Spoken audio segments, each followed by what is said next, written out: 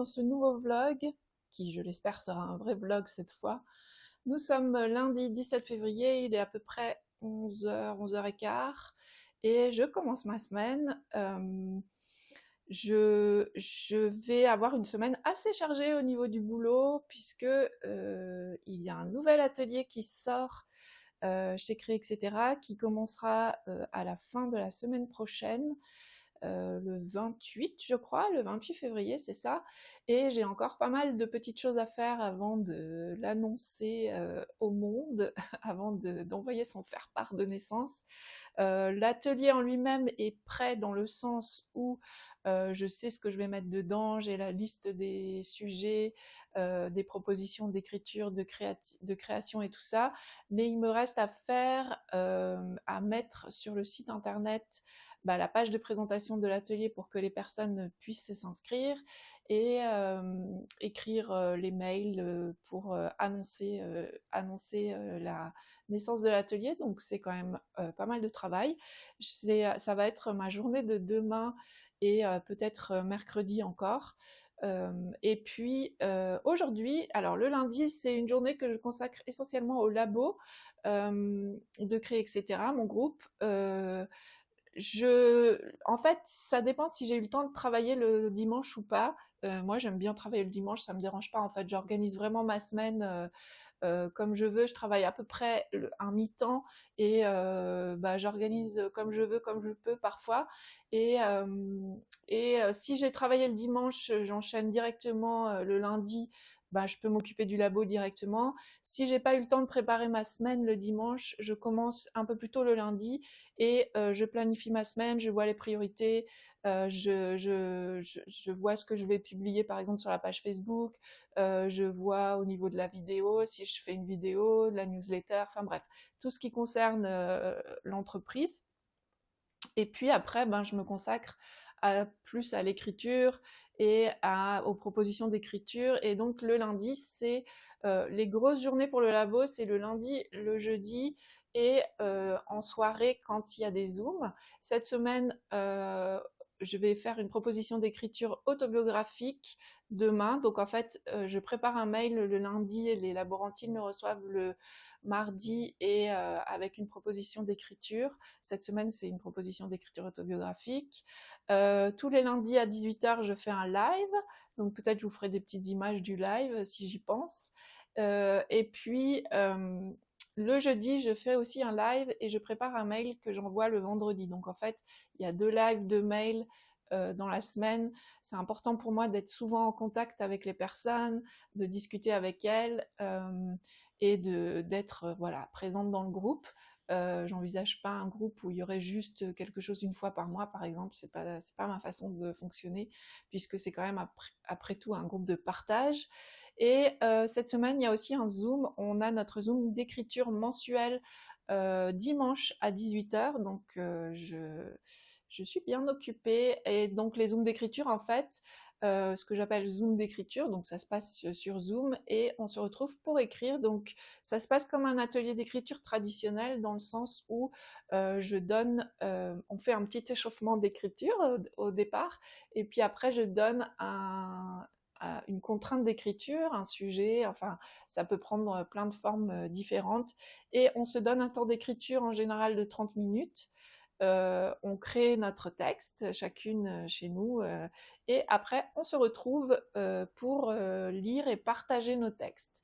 Donc voilà en quoi consiste un Zoom écriture, ça dure à peu près 1h30, ça dépend en fait si on est 3 ou si on est 8, évidemment ça, le temps de partage après dure un peu plus longtemps, mais c'est d'autant plus intéressant, plus on est nombreux, évidemment, plus il y a de versions, d'interprétations de la contrainte, et c'est ça voilà, c'est ça que j'aime dans ces moments partagés sur Zoom. Donc, ma journée d'aujourd'hui, c'est donc essentiellement le labo. Et puis, dans la semaine, je vous parlerai aussi donc de mes préparatifs pour l'atelier. Et dans ce vlog, je pense que je vais vous parler aussi de mes aventures tricotesques. J'ai bien envie de commencer à partager ça avec vous parce que comme je veux que pouvoir faire un suivi de mes progrès, de mes avancements et partager avec vous aussi parce que je sais que parmi vous, il y a des tricoteuses qui pourront peut-être m'aider et me filer des tuyaux pour que je puisse m'en sortir avec mes difficultés. Eh bien, je pense qu'il y aura dans ce vlog une séquence tricot. Voilà, je vais vous laisser pour l'instant, je vais me mettre au travail et puis on se retrouve plus tard, je pense mardi ou mercredi, pour se parler je pense, de l'atelier qui va sortir, qui s'appellera Carnet de couleurs. On va écrire et créer autour des couleurs.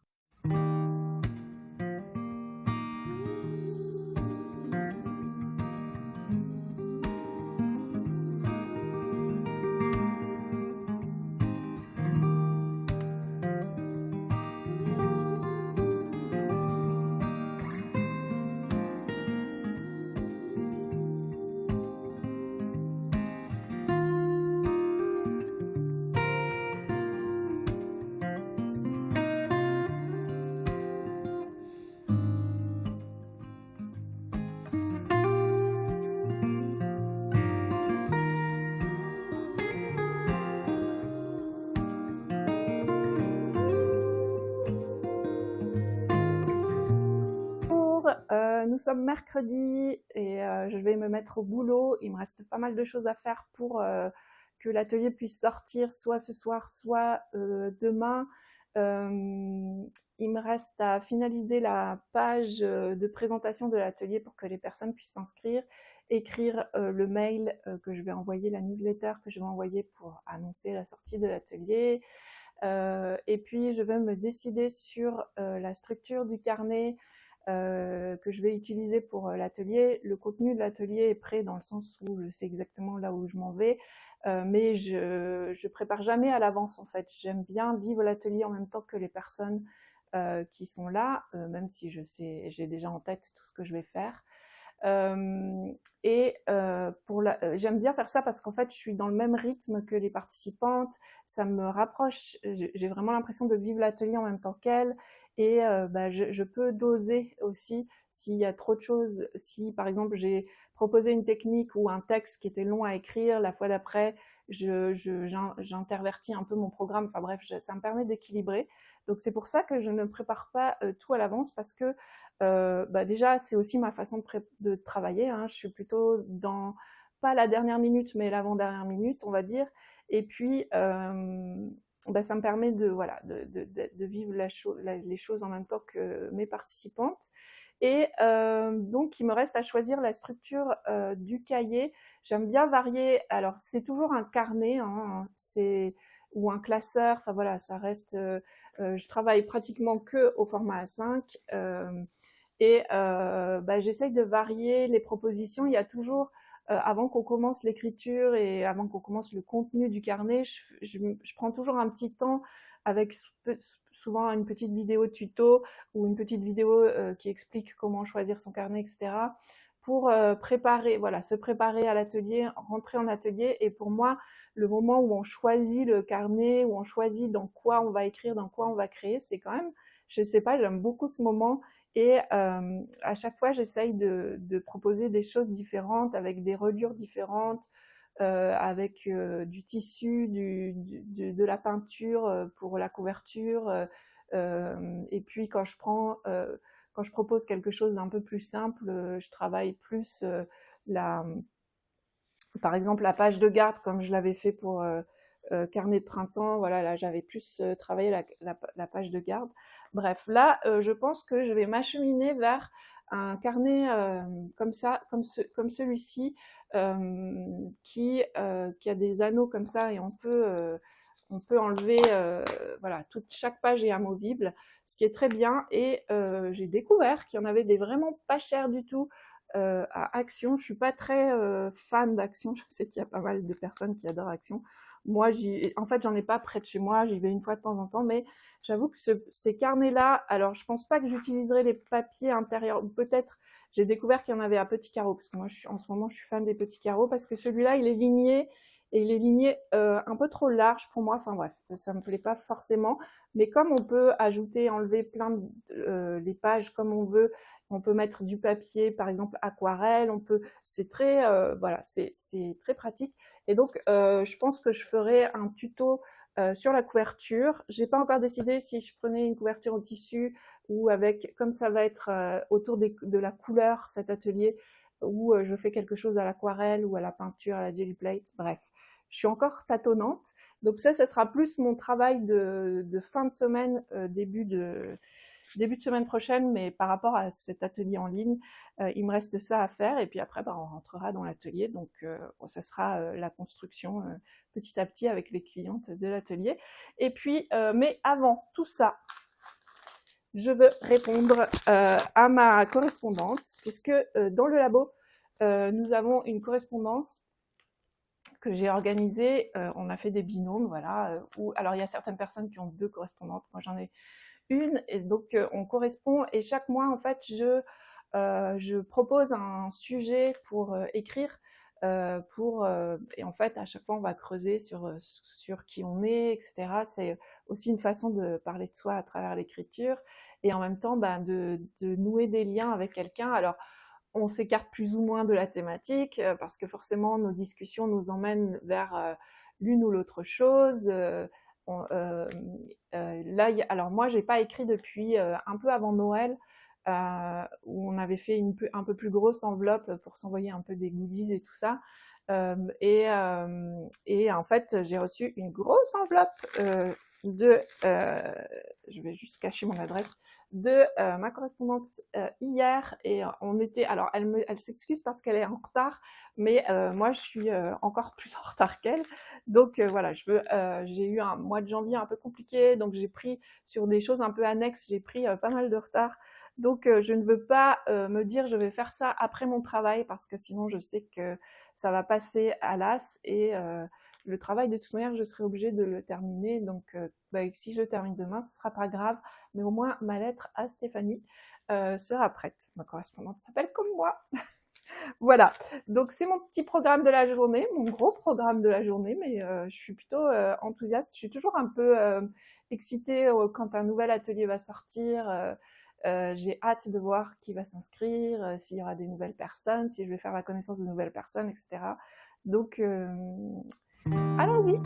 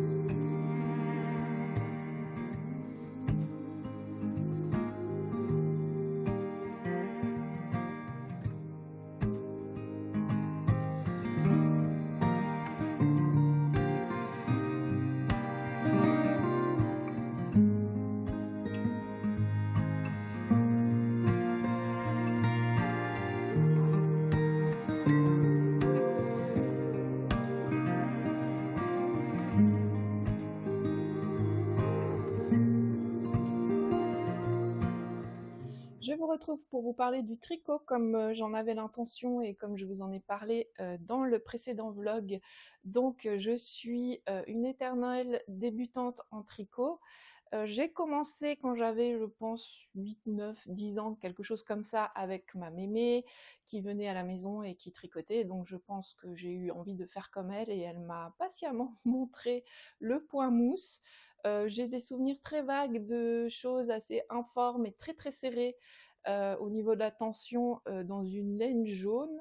Je sais que j'avais tenté des choses qu'elle rattrapait et qui ensuite, du coup, avaient une allure un peu plus correcte. J'ai souvenir de petits vêtements pour le kiki de ma sœur, le kiki de tous les kikis. Mais ça, je sais pas si c'est elle qui avait tricoté ou moi ou à deux. Enfin bref, je pense que j'ai dû faire des ébauches de mini écharpes, de choses comme ça. Ensuite, je pense, mes souvenirs sont assez vagues, avoir tricoté pour une brassière pour ma première fille. Brassière qui était un peu difforme. Je sais même pas si elle l'a portée, si c'était portable. J'ai des souvenirs assez vagues parce que j'ai des souvenirs de brassières en laine, mais je suis pas sûre que c'était moi qui les avais faites. Ma belle-mère tricotait, donc bon. Euh, c'est assez vague dans ma tête, mais disons que c'est les périodes où j'ai essayé de tricoter. Et ensuite, il y a eu vraiment un long temps sans tricot. Et je pense que dans les années 2010, je m'y suis remise. J'ai souvenir d'une écharpe, une très grande écharpe, au point de riz, ce qui était assez long à faire quand on est débutant, le point de riz, puisque c'est une maille en droit, une maille en vert, donc à chaque fois, il faut bouger le fil. Et quand on n'a pas l'habitude, ben, le fil, on le bouge très lentement. Donc, c'était une écharpe que j'ai portée quand même quelque temps, mais je ne l'ai plus, je ne peux pas vous la montrer.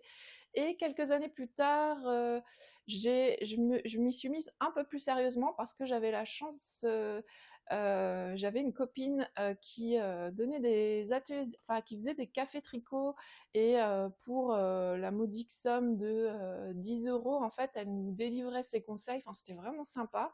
Et ça aidait du coup, moi ça m'a beaucoup aidé à un petit peu m'y mettre un peu plus.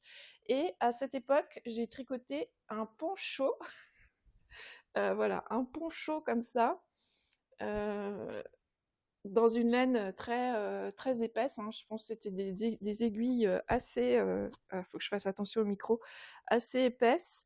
Et en fait, ce sont deux rectangles qui sont ensuite cousus ensemble. Le patron était très simple et je ne sais pas ce que c'est comme point, ça m'a l'air aussi du point de riz. Voilà, dans une laine très grosse. Je porte beaucoup ce poncho, je l'aime beaucoup. Et il tient très chaud. Quand il fait froid, en fait, l'hiver dans l'appart, j'aime bien le porter. Euh, voilà, donc ça, j'ai réussi à le faire parce qu'il y avait Marielle avec moi qui me guidait. Et j'avais aussi fait un petit bonnet dont les fils ne sont pas rentrés et un col, voilà, qui est au point mousse. C'est pas, alors c'est au point mousse et c'est cousu. C'est juste une bande de point mousse cousue. Voilà, donc ça c'était mes œuvres, je dirais, je sais plus exactement, 2015, 2016, quelque chose comme ça, euh, à peu près. Et puis, il y a eu de nouveau une pause parce que j'ai plus pu aller aux ateliers. Moi, j'ai déménagé en fait, et donc je pouvais plus aller aux ateliers de Marielle. Et puis, j'ai eu d'autres. Je me suis du coup rééloignée du tricot. Et là, depuis 2 ans, j'ai vraiment l'intention de m'y remettre sérieusement, mais c'est assez lent chez moi toujours. Donc j'ai fait il y a 2 ans, je pense, un espèce de châle comme ça, tout simple en triangle. Euh, c'est aussi du point de riz, je sais pas, j'ai une passion pour le point de riz. Et il y a quelques trous ici ou là, mais bon, je le porte en ce moment, je l'aime beaucoup. Il y a des endroits où oui, il y a dû y avoir une ou deux mailles lâchées, donc voilà, il y a des petits défauts, mais j'aime beaucoup le porter. Il est en alpaca de Drops. Euh, et ça va. En fait, au toucher comme ça, si je le frotte sur ma joue, je trouve qu'il pique un peu, mais en vrai, je le porte sans problème. Et ce premier châle m'a mené à la volonté de faire un châle en dentelle, et c'est ce que je suis en train de faire maintenant. En fait, j'ai fini, j'ai fini celui-là il y a 2 ans. J'ai acheté la laine pour le châle en dentelle et je l'ai commencé à Noël. Voilà. Donc je l'ai commencé à Noël. J'ai eu beaucoup de tricot. Donc en fait, il est comme ça. Touc, touc, touc. Attendez. Comme ça. Voilà. Donc là, j'ai fait un peu plus de la moitié. J'ai pas de retour caméra, donc je sais pas trop ce que vous voyez. Euh, la dentelle est pas si mal que ça pour une débutante en dentelle. Mais il y a des endroits où en fait, mon défaut, c'est que je fais trop je rajoute des jetés là où il n'y a pas besoin de jeter, quand je suis moins attentive, et du coup, bah, ça fait des trous en plus. Mais bon, dans l'ensemble, je trouve qu'on voit bien le dessin de la dentelle, et que ça gâche pas le dessin de la dentelle, le fait qu'il y ait quelques trous en plus. J'aime beaucoup faire la dentelle. Alors ça, c'est de la dentelle simple. J'ai trouvé le patron, il s'appelle Miso. Je me souviens plus de la créatrice, de la designer. Je l'ai trouvé en regardant une vidéo d'une personne qui présentait, je me souviens plus son nom non plus, je vous mettrai le lien dans la barre d'infos, d'une personne qui présentait des châles simples, des châles en dentelle simple, je crois que c'est le titre de la vidéo, parce que c'était ce que je voulais faire et ça tombait bien, et donc j'ai choisi celui-là qui s'appelle le châle Miso, et j'ai choisi de la laine. C'est de la laine Fonti et moutarde. Ouais, je crois que le nom de la laine, c'est moutarde de chez Fonti.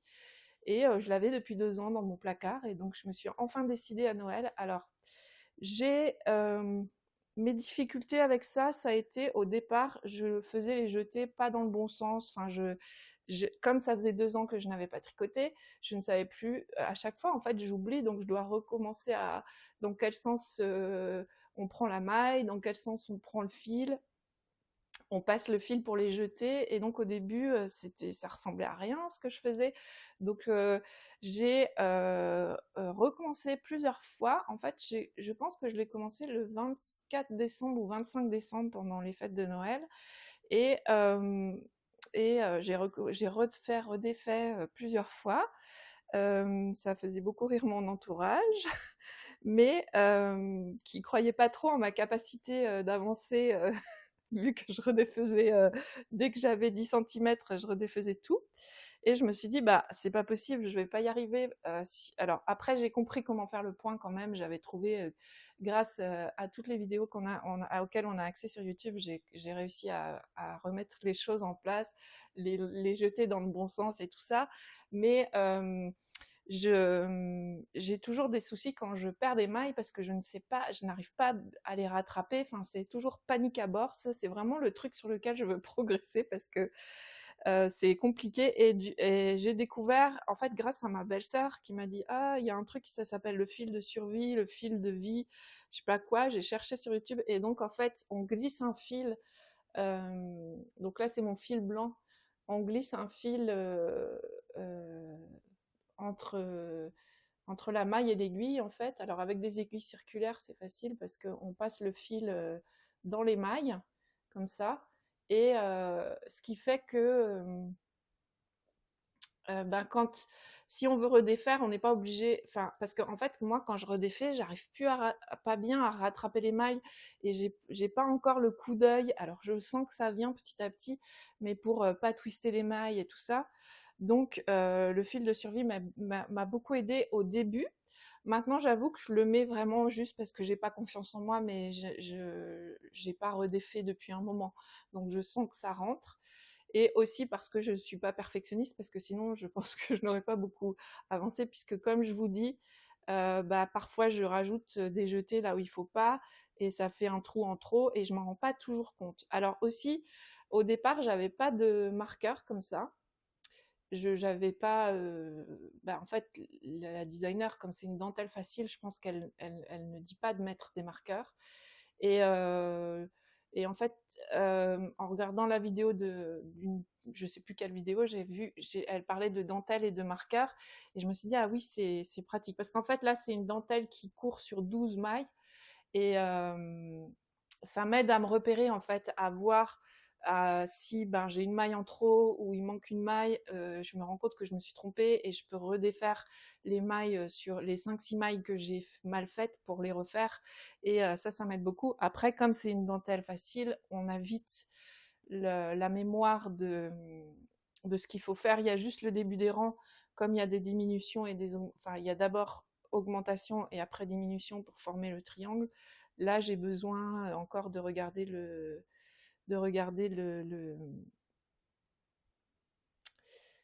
truc.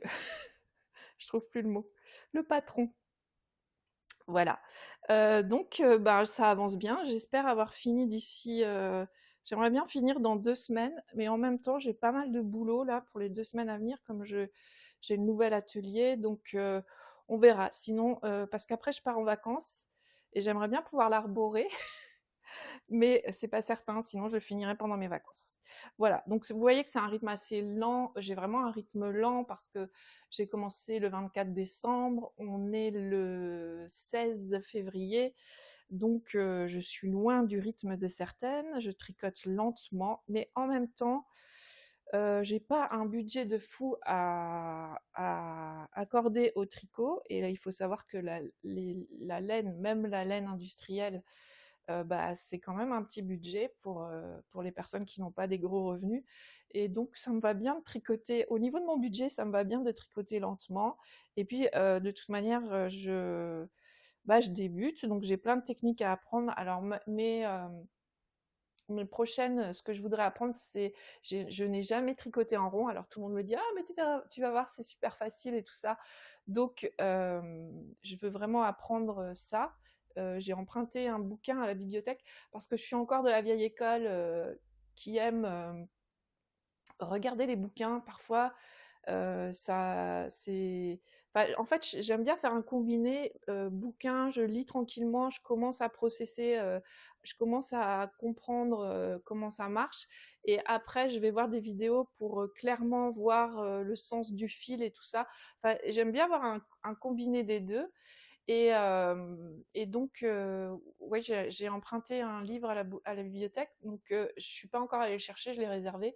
Je vous montrerai si ça m'a aidé ou pas, je vous dirai. Et alors, je ne sais pas encore parce que j'ai vraiment envie d'essayer les chaussettes.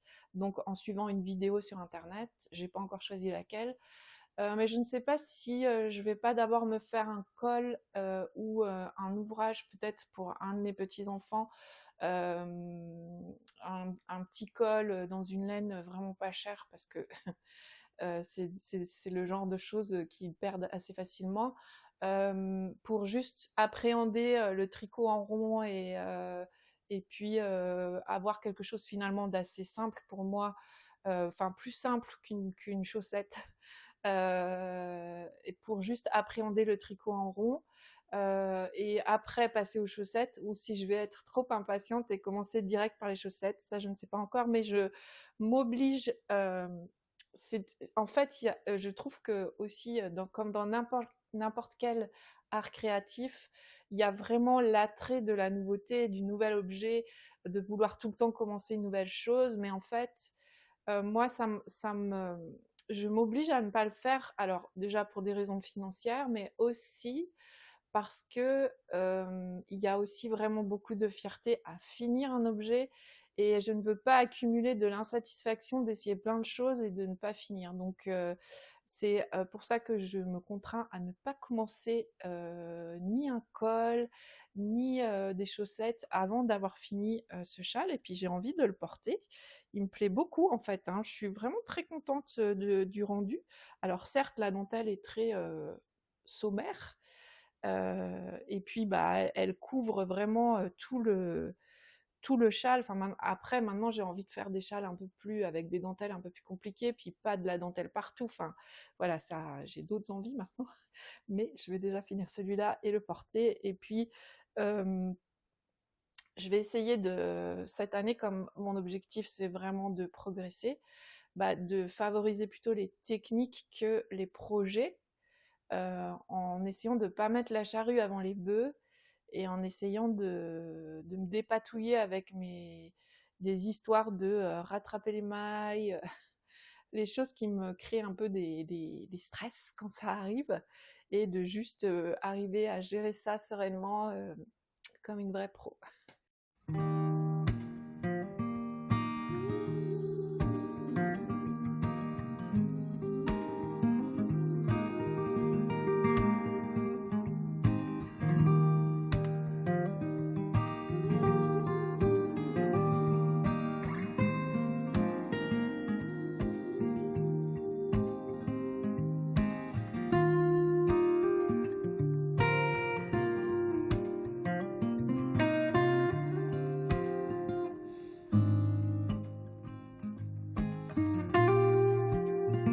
Coucou, nous sommes vendredi, il est 15h et je viens clore ce vlog. J'étais vraiment ravie de tourner avec vous toute cette semaine. Il me reste pas mal de montage à faire, donc j'espère que ça sortira, que ce vlog sortira ce soir, vendredi. Vous verrez bien.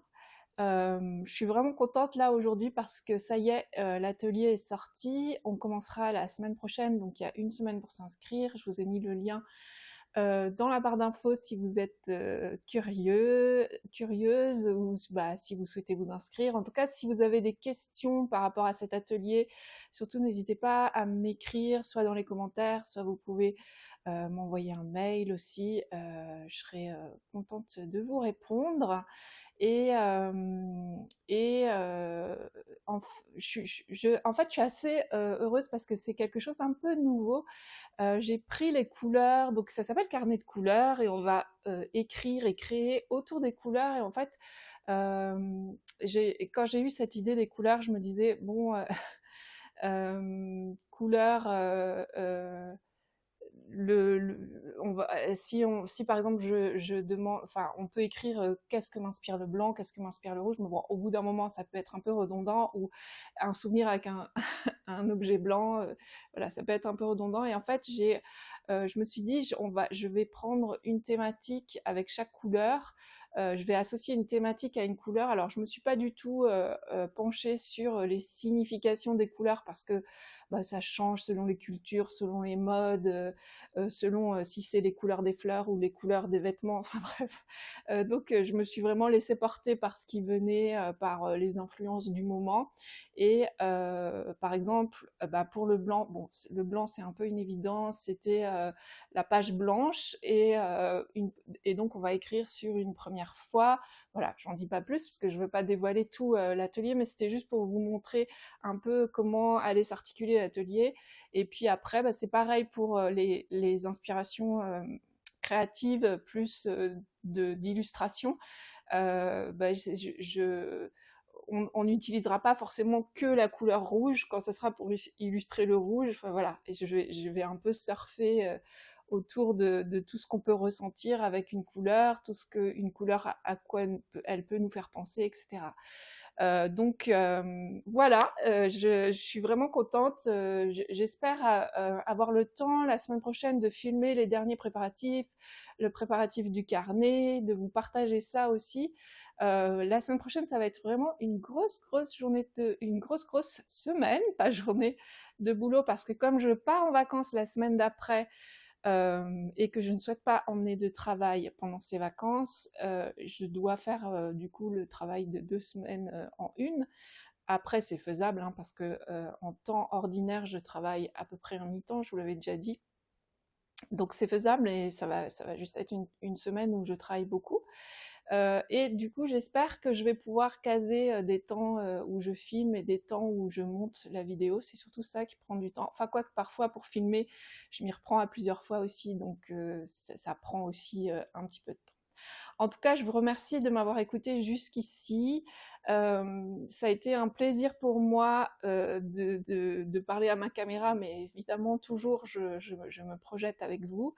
Et si vous avez des questions, des remarques par rapport à ce que je vous ai raconté à propos du tricot, à propos des carnets, à propos de la correspondance, enfin tout ce qui est dans ce vlog, n'hésitez pas à m'interpeller dans les commentaires, à me raconter où vous en êtes vous avec le tricot, où vous en êtes si vous avez des correspondances, etc.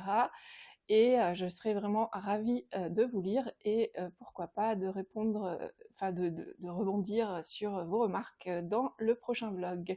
Je vous souhaite une très belle semaine, j'espère vous retrouver la semaine prochaine et je vous souhaite des très bons moments créatifs dans votre vie. Salut!